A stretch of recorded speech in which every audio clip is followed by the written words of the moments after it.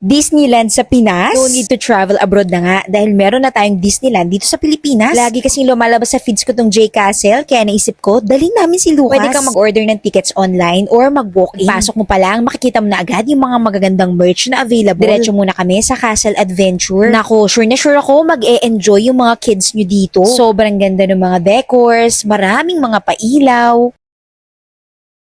And yung mga activities, sobrang unique. Nag-enjoy nga si Lucas maglaro dito sa piano tile. Yung bawat aapakan mo, biglang tumutunog. Meron ding pa zipline and mga long slides na makukulay.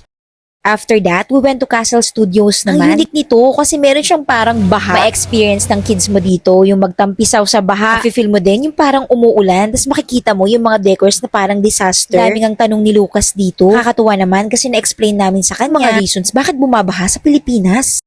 Ito namang mga interactive lights na paiba-iba yung kulay. Nako, feel na feel talaga ni Lucas na para siyang nasa big stage. Lahat nga ng mga bata dito, mapapansin mo, nagpapa-picture kasi Instagrammable bawat corner.